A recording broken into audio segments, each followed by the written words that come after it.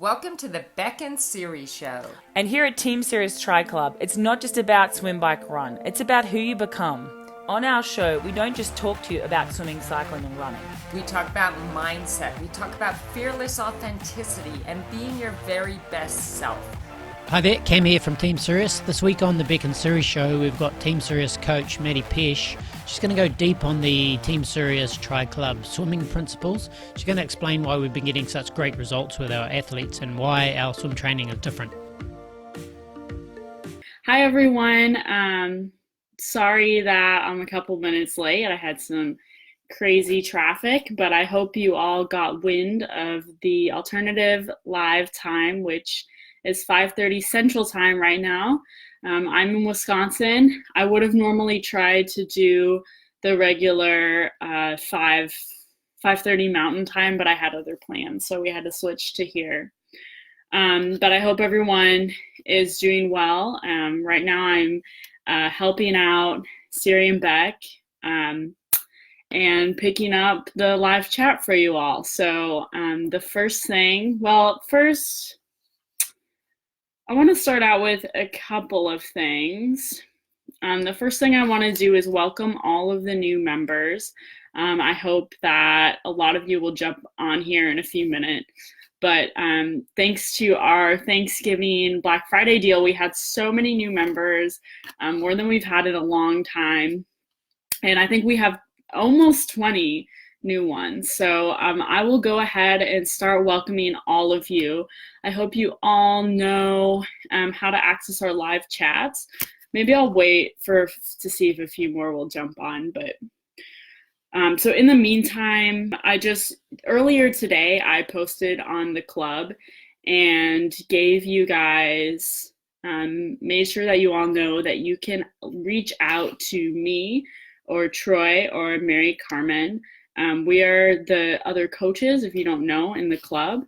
And right now, just with helping out Siri and Bek, we want to make sure that we are stepping up as leaders of the club too. So I gave you my email, Mary Carmen's email, and you can also email or message us on Facebook if you want to send us a personal note, or you're always welcome to ask it on the group's wall.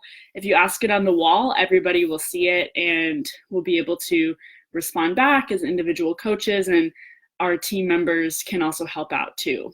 And of course today, like every day, I want to just send out all of my own strength and good vibes to Siri and Bek. Don't be nervous to reach out with any questions you have. All right, so it looks like we have a few more people on, so I will go ahead and get started with welcoming all of the new members. I hope that you all I will pronounce all of your names correctly, but you can correct me in the comments if I'm incorrect. Okay, so Criselda Mendoza, welcome. Kieran Macy, Karen Ann Goebel, Ricky Halim, Patrice Wheel, Susan Butts, Jillian Donvito, who is a friend of one of my platinum athletes, Lisa Lipari. So thank you, Lisa, for bringing Jillian to our club. We have Shelly Dunaway, Vincent Hassel, who is the brother of one of our current members, Diana Hassel, Ileana Villar, Heather Frey Ensley, Maddy Ruther, Barbara Grooms, Becca Saha, who is also going to be a new platinum athlete for Coach Mary Carmen Farias. So congratulations to both of you, and you're going to make a great team. Ronald Pran, Julie McComb, Leanne Lydiard, Hani Gadala, he is one of my new gold athletes. He lives in Madison, Wisconsin with me, so we will be working in person a lot, as well as online. And then Michael Scarton. I think that was all of the new members that were welcomed on the group. We might have a few more trickling in within this week, so make sure that you jump on and welcome all of them. I also wanted to personally welcome an athlete who is already in our club. She's been in our club for a few months, but she is going to be working with me now as a platinum athlete. That is Joanne Peterman. So welcome, Joanne, to my coaching team, and I'm really excited to be working with you in 2020. Okay, the other shout out I wanted to give was to our coach, Troy Romero, because yesterday he not only finished, but he also took second place at the Patagonia Man triathlon in Chile. He took second only to Tim Don, which is just an incredible thing to be able to say. I took second only next to Tim Don. So congrats, Troy. And we're just super proud of you. If I remember when Troy told me about that race, and it was a couple of years ago, like it wasn't when he was going to be doing it. It was when his athlete was doing it, because his athlete did it a year before he did it. And I just remember when he first told me about it, I was like, what? That's insane. Because it absolutely is insane. Like, you all should look it up and follow it. You start like swimming in the dock off a boat, and it's dark, and the bike has like an insane amount of climb. It's at altitude. The run is like on trails and also an insane amount of climb. So Troy, we definitely want you to jump on here as soon as you're recovered and explain the experience to all of us. And I'm certainly really excited to hear about it. And I know that a lot of other people will be too. So congratulations to Troy. And I also was just thinking about this race result, and I just wanted to say like how an extra congrats to Troy, I guess, because I know like how hard he has worked this year. And I think that it really is just kind of emblematic of what we value on Team Sirius, right? So this is Troy's first year as a pro, which is a huge accomplishment to be racing on that level. And he had an injury at the beginning of the year, so that was difficult, and his racing has kind of happened in the second half of the year. And he's had a few performances, like he had a few good races, a few races that I know he was a little bit unsatisfied with.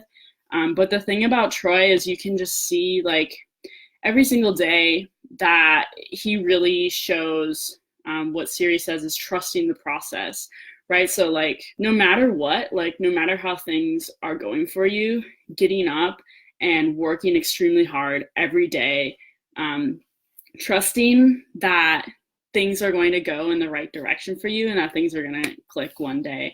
No matter if you're doing super well and you're on fire, to ride that high. And then when things are going really hard, to work through it, to keep making changes, to stay consistent, and that consistency eventually pays off. And I think that Troy is just a really amazing example from it. I've learned a lot from him, and he's a great coach and athlete for all of us. That's what I have to say. Okay, so let's see. I also wanted to say I don't see any questions yet. I know I'm going to transition here and talk about the swim now, but please continue posting if you have any questions, because I definitely want to make sure that I get to all of your questions. So if you are a new member and you don't know, if you have questions right now, you can just write them in the comments of this video. And if I see them while I'm doing the live chat, then I'll go ahead and answer them. If you think of questions after the chat, like you aren't able to watch this chat live or something else comes up based off of what I've said today, you can continue to ask questions in the comments after the live video is finished up. And then we coaches will answer them afterwards as well. So any questions based on this video, post them in the comments during the live session or after the live session. That's pretty much everything for introductions. I see that MC's on here. So MC, if you have any other like welcomes or anything like that, let me know. So for today's main topic, I wanted to talk about the swim. As you guys know, I posted about that a couple days ago. The idea that I had to talk about the swim came up for a couple of different reasons. It's because I've been working with a lot of my athletes right now. My platinum athletes are in their off seasons, and I'm having them do swim blocks, which I know that Siri and Bek have talked about on previous live chats. So that has kind of gotten me in tune with the benefits of the swim. But I also have several new athletes. And so I was kind of thinking about what I've been talking through with my new athletes as well. And I think that a lot of people who are new to the team will find that we do swimming a lot differently than other triathlon teams do. And I think we do it in a really great way. Like, I can't talk about it enough. And just that, I think that we have a swim program that not only improves your swim, but it also really complements the bike and the run. So your training programs, if you're on a training plan from us, if you are coached from us, your plans are ingeniously designed to not only just benefit you in the swim, but the swim training that you do translates across the whole sport, right? So I think that's a kind of a tough idea to understand, because kind of in a traditional approach to triathlon training, you think about, okay, I'm going to improve my run, I'll run more. I'm going to improve my bike, I'll go bike more. Improve my swim, I'll swim more. But I think that what happens a lot of times is that the swim starts to get ignored for a few reasons. I think that a lot of times people will do swim training that doesn't complement the run and the bike, and I'll explain that a little bit more in a bit.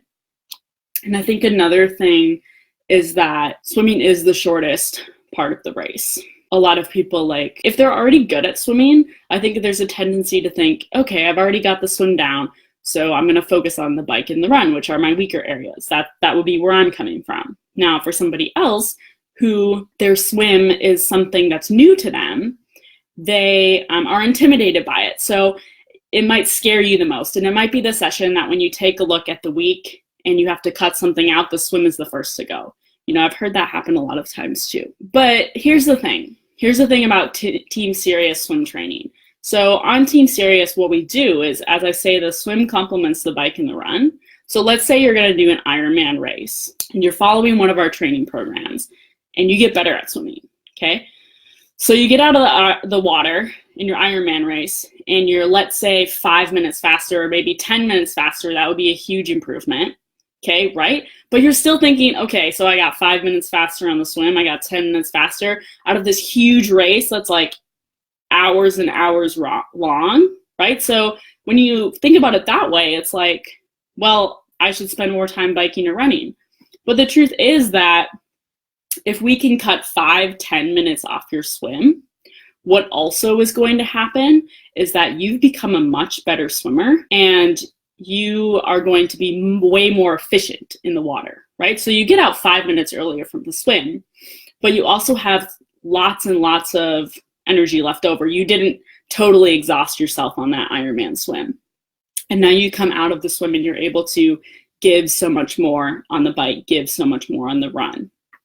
And then the other thing is that through that swim training, we develop a better fitness level. So swimming is a zero impact exercise, right? So we're able to, by doing more swimming, we're able to gain fitness in the pool, extra fitness, I'll call it, that you weren't able to go out and just run endless miles, because your body would break down. But we're able to build that extra fitness in the pool and have it translate to the bike and translate to the run. Okay, so what I wanted to talk about then is, so how does this swim training actually get executed in our training plans? So I spoke a little bit about, just swimming more. And I think that's definitely true. So like on the professional squad, we swim 4 to 5 days a week. And we'll pretty much every day we have a session in the morning and often a swim in the afternoon. So it's 2 sessions a day, swim pretty much every day, paired with a bike or with a run. But most people don't have time to do double sessions every day. So what we do as coaches is we take this training program and we make it work for anybody's schedule, right? So most of the athletes that I train, they might have time for they might do the majority of their training in the morning. And then sometimes they might have time for a little session later in the day. But oftentimes they're only able to do 1 session per day unless we're on the weekends, right? So in that case, okay, maybe you're not swimming 5 days a week, but I would still pretty much have all of my athletes swimming 3 to 4 days per week. Okay, so how I would pair that up is I would probably have one day that is a swim only day. And oftentimes that swim only day is going to be an intense session. We'll do it a lot on like a Monday or a Tuesday after a big weekend of being in your legs, right? So you had a big weekend of a long bike and a long run. Then you might have a rest day or you might have a swim only day on your Monday. And so oftentimes that swim only day is going to be a speed swim. So it's going to feel really hard. And the thing is that it has a few purposes. One of the purposes is that we're developing strength while you're under fatigue. So you're under a little bit of fatigue from that weekend. Now we're asking you to go hard on the Monday or the Tuesday. And you might feel like crap, but at the same time, you are building that strength when you're under fatigue by asking yourself to do sprints when you're tired. So what that does, what that workout will look like is it'll be a lot of shorter sprints with higher rest intervals. That's what I mean by a speed swim. So the thing about having a speed swim day is that it's really hard aerobically, and it is hard on your muscles, but it's not as hard on your body as is the run or the bike, right? Because it's zero impact. So by placing a hard swim on a day where it would be an injury risk to do a hard bike or a hard run, we're able to still get in that hard training, but take off the impact load a little bit. Hope that makes sense. So then the next session I would always try to include for my athletes would be a strength swim. So with a strength swim, I'll talk a little bit where you're going to need a pull buoy, you're going to need a band, and you're going to need some paddles. So these are all tools that we use to develop strength. A strength swim is going to be longer swims, but you're going to have a lot of pull. So you'll be pulling with your upper body, you'll be pulling with the band only, so your legs tied together. So what a strength swim does is it builds power up top in your swim. So most of your power in your swim stroke comes from your pull. So you're building power up here, but you're doing a lot of pull, right? So you're taking the load off of your legs. So I might put a strength swim like maybe after a hard run or after a hard bike. You know, you get on the treadmill in the morning and then later you have a shorter swim that is a strength swim. Or you could couple a strength swim with like an easier bike or a run, right? But it might be good to do with another session. It doesn't have to be long. The next swim I would say would be a longer swim that is, I call it the big hard swim. I don't know. So these are swims where like Siri will put titles like the killer set or like, oh, what's another one? The Siri special or something like that. And when you see a title like that, you're like, oh man, what's this going to be? Like, it's going to be some crazy hard thing. So what I think of as the big hard swim, okay, it's going to be a little bit less of speed work. Sometimes, but what it might be is it might be like what the killer swim was it was like speed work coupled with some hard race pace, longer swims, like a 200 or a 300, right? So you're working on doing your race pace while you're under fatigue. So I'm not just asking you to go do like a 2K time trial, right? I'm asking you to get yourself under fatigue, like do a couple hundred sprint, and then let's do a 300 at race pace, trying to hang on as best as you can to the hard time. Okay, so stuff like that. So it'll be race pace, longer distances, some speed work. And another element of that is that you're going to be asking yourself to hold an interval. So like for me, you know, if I'm swimming in the meters pool, like Siri might give me some hundreds on the 120, and it won't be like too many of them, but it'll be like, okay, 5 100s on 120, you know, going hard, seeing how hard you can go, but it's on a really short rest. So there's kind of a danger of not making that interval, right? So trying to hold on to the highest pace you can. And then the last swim, this is the one that I actually wanted to make sure to talk about the most. And I call it the Sunday swim. So the Sunday swim is going to be the hardest mentally. And when the swim usually comes is it's after your hard bike on your Saturday or your hard break, after your long run, Okay, so you're under a bunch of fatigue. And what you're gonna have on that Sunday swim is it's usually a long aerobic swim. Okay, so it might be a set like 10 400s with different equipment. It might be a set of 40 100s trying to hold a certain interval at an aerobic effort, right? So it's going to be a long swim. You might feel like it's a little boring mentally, but this swim is so important, okay? One time I talked to someone who told me, oh, I always skip the Sunday swim because I'm just tired after my long bike. I'm just tired after my long run. And I can't make it to the pool on a Sunday afternoon. And I was like, guys, if you're gonna cut out one swim, don't cut out the Sunday swim, okay? Because the thing is that the Sunday swim is important for building that aerobic base, right? But it's also super important for recovery, okay? So after you've gone on that long ride and after you've gone on that long run, your legs are going to want to stiffen up. They're going to want to just freeze and be done for the week, okay? And if you do that, if you don't go swim it all off, you're going to go into the next week under more fatigue, and your legs are going to be feeling like trash, and you're not going to be recovered for the intense sessions you have coming up.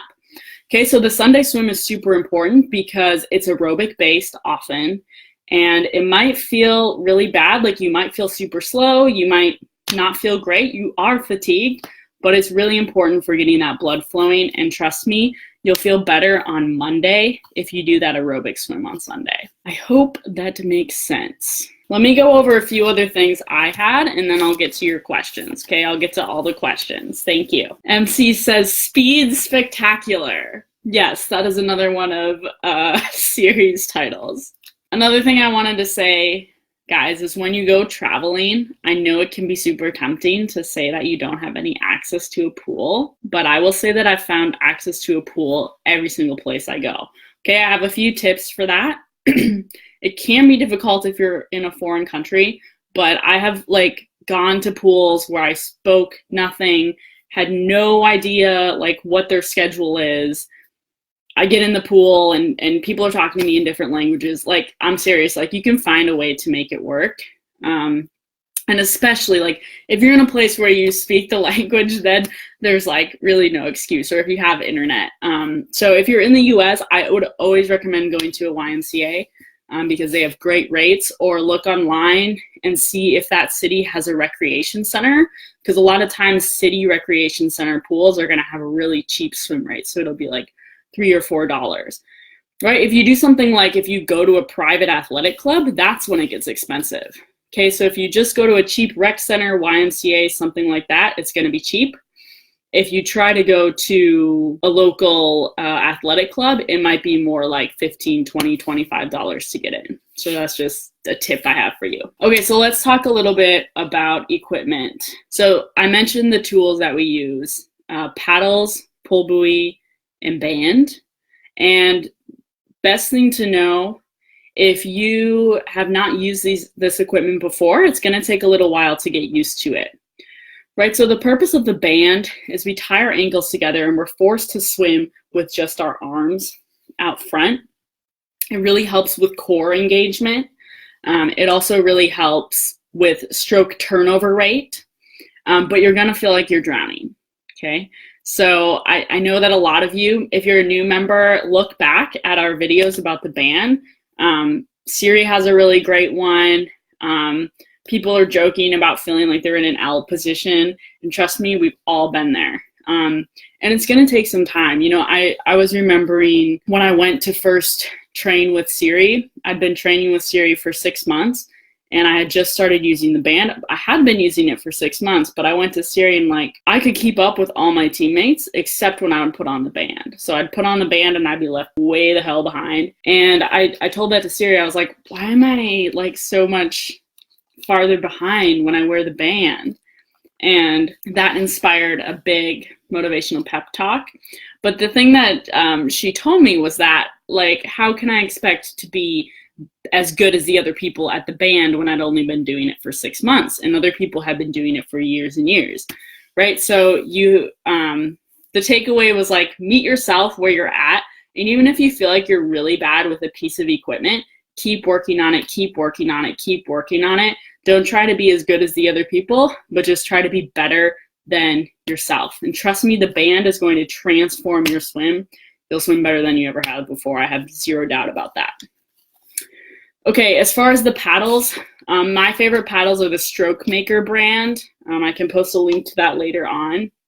But the purpose of the paddles is to build extra upper body strength and to give you a different feel of the water, to help you get up your turnover while having more strain on your muscles. And the idea of the paddles is that when you're wearing the paddles, you should be able to swim faster than when you don't have them. Now, if you're new to paddles, that might be difficult, but keep working at it. And also try to maintain the same stroke mechanics as you do when you don't have the paddles on. Okay, a couple other things for me. So I mentioned about the intervals before. One thing I wanted to mention was when you're doing the intervals, if your coach gives you an interval that's difficult to make, try to stick on that interval as much as you can, right? So the tendency can be, and I've been there before too, when you miss the interval, to take extra rest, to stop, and to get thrown off the set, right? The best thing that you can do for yourself is try to hang on to that interval as best as you can. Don't stop, but just keep going and see if you can keep getting close to it. Okay, you gained 5 extra seconds. Well, now try to hang on that interval with that 5 extra seconds there. Okay, so like, for example, in that 40-100 set, if I'm outside in the meters pool and I'm doing 125, so let's say I start and I'm on number like 12, 13, and all of a sudden I'm not making that 125.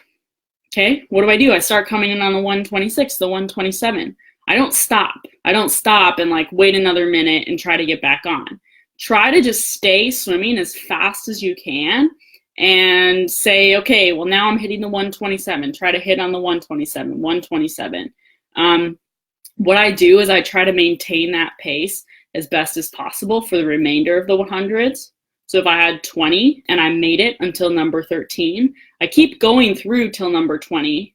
And then maybe at the end of those number 20, I'm like, okay, well, at the end, I missed the last 8 or so by 2 seconds. So then I can say, okay, well, I did 12 of them on the 125, and then I did 8 of them on the 127, right? So go with that, and then the next time you go to that set, say, okay, well, last time I did 12 on the 125, 12 on the 127. So this time I'm gonna try to do all 20 on the 125, or at the very least, try to do better than 12 on the 125. Hope that makes sense. My other tip, don't use your watch when you're swimming. Okay, I know we've said this before, 0 Garmin at the pool. I know Siri said if you bring your Garmin to the pool, she will step on it and break it.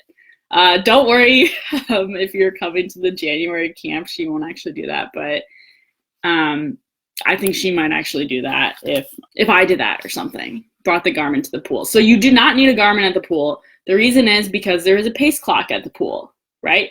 So you can watch that pace clock. And trust me, like if you're trying to make an interval, like if I'm trying to make the 125, I need to look at the pace clock because messing with my watch is going to take way too much time, right? So I can't get to the end, stop my watch, start my watch, because I don't have enough time to do that. I'm hitting the wall and I'm going right away for the next one. Really, if you can, let go of bringing that Garmin to the pool. Just use the pace clock, and you can always go and write your times into Training Peaks later. That's what I do. That's how I communicate. So let's see what questions you guys have. So Dan has a question. He says, how do you recommend using the any buoy? Fill it halfway in one chamber, fill both, etc. Okay, so the any buoy is a great tool because unlike a traditional pull buoy, you can adjust how buoyant it is. So if you start with the any buoy, it has 2 chambers that you fill. If you have them not filled, then you have the full buoyancy, right? Because it's all air. If you fill it halfway, so for halfway, I actually like to fill both chambers halfway, and that's going to give you kind of like a medium buoyancy level. And then if you fill them all the way, that's going to be for to have the least buoyancy, right? And it's actually going to create a little bit of drag and make it harder. So Dan, if you're doing a recovery set, like if you're just warming up with your pull buoy, or if it's a recovery day or a recovery portion of your set, then I would have the any buoy just completely empty so it can give you the full buoyancy effect. If you are doing a strength set, like if it is a set of, if it is like a fartlek set where you are supposed to be, you know, building some strength with some up-tempo intervals, or if you are doing like a set of 10 100s, if it's kind of like a main set strength component where you are building strength with the pull buoy instead of recovering, that's when I would try, you know, start with filling it halfway, see how hard that fills, and you can practice filling it with more and more water. So I hope that helps. Susan, you were asking for the glossary of terms. Let me make sure I follow up about that. So your glossary of terms, if you bought a plan, usually in the first week of that plan, it starts out with a glossary of terms where it talks all about the different equipment that you need, what the efforts mean, everything like that. So I would look there if you're on a plan. Otherwise, the glossary of terms should also be available in the TriClub app. But let me make sure we can follow up on that individually too after the chat. Okay, Lisa, can I explain for the new members how our swimming is different? I hope I already answered that question. So please let me know if there are any like outstanding questions you have about that. Is it possible to be overreaching the hand entry? Can you explain proper hand entry and placement? Okay, so yes, I would say it is possible in a way. But what I generally think of as overreaching with your hand is a crossover, right? So I might say that someone's overreaching if they reach and they cross the plane of their head, right? So when you reach, you want to be just directly, it doesn't look like that on the camera, but you want to be directly in front of your shoulder.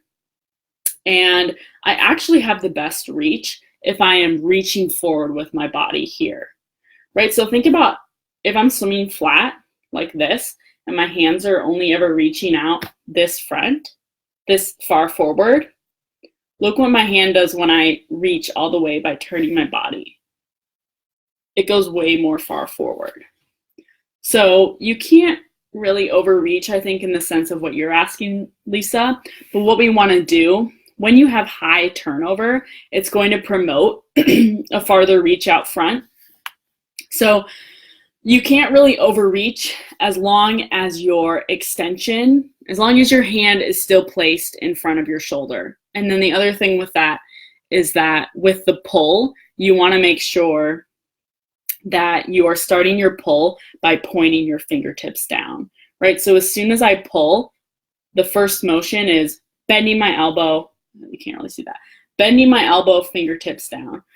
What you want to avoid is if you are doing any part of your pull where your whole arm drops like this before you bend and you catch, that's what we kind of call dropping the elbow or missing your catch out front. So that would be kind of what I would think of as overreaching. If someone is reaching so far that they can't get the power position of their catch to start catching right away. But I wouldn't be so concerned about overreaching as I would just with the position of your hand entry, making sure that it's directly in front of your shoulder so that you are not entering wide or crossing over with your arm. Okay, I hope that helps. How does doing the pull training impact an athlete who has a history of shoulder deltoid injury? Yeah, that's a good question, Angela. So if you have had an issue with your shoulders in the past, I would kind of look at two things. So I would first really want to assess your technique because most shoulder injuries in swimming are related to improper technique. So we would first want to look at what's happening with that, right? If there's any sort of crossover happening, most shoulder injuries are associated with crossover, or if you're pulling too wide, which can put extra strain on your shoulder too. So first technique assessment. And then the second thing with that is that you should just be a little careful with the pull equipment. The thing that I would maybe modify the most would be the paddles. So you should be okay with just using the pull buoy, right? Especially if you are careful with it. And I would start out with just easy and then kind of ease into maybe the harder pull sets.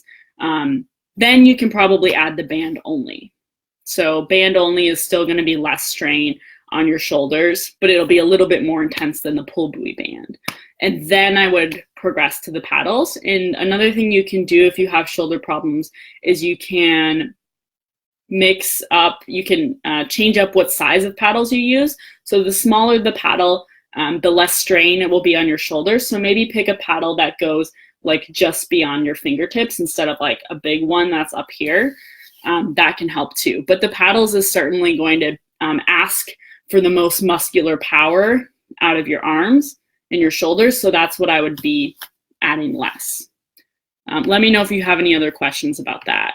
I so feel like I'm always drowning or in an L position. Yeah.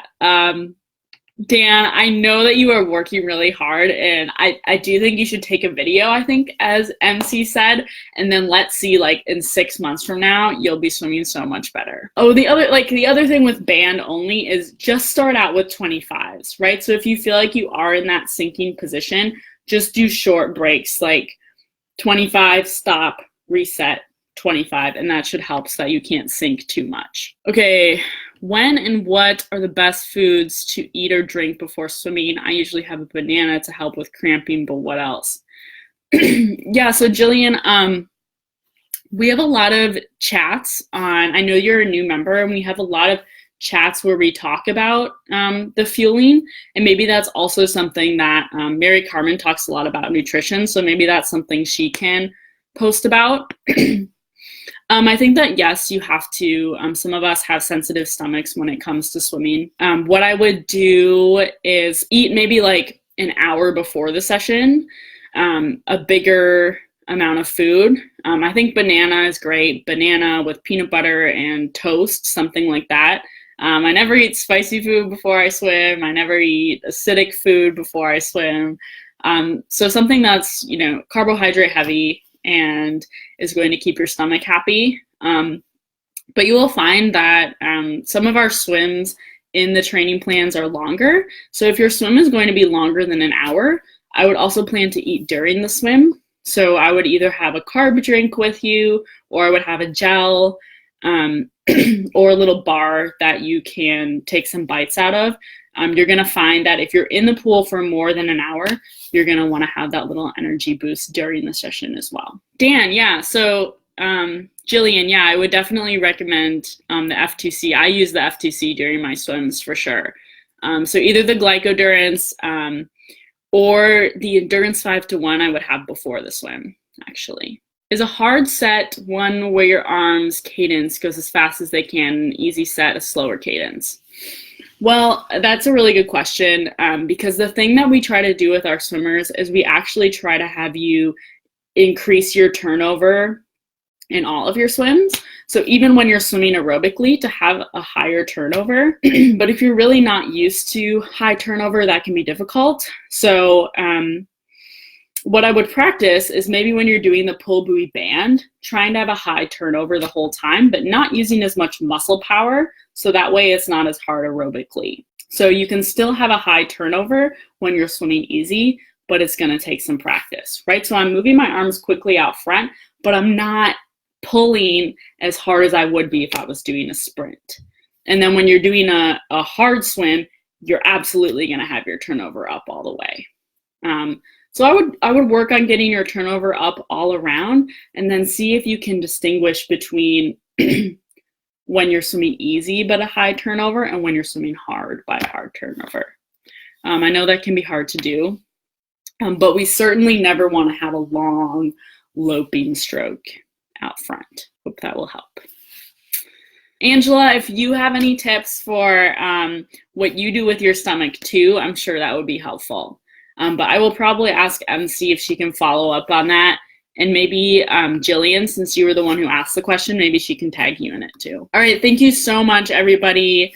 It's been great talking with you. I have date night with my girlfriend tonight, so I got to go get ready for that. But I hope you all have a great night. And again, if you have any other questions, just ask in the comments and we'll follow up there. All right, great. Have a good one. Bye. Hey there, Cam here again. Some great tips there by Maddy. I hope you enjoyed that. And don't forget, if you want to join these chats live, you can join the Tri Club at teamsiriustriclub.com.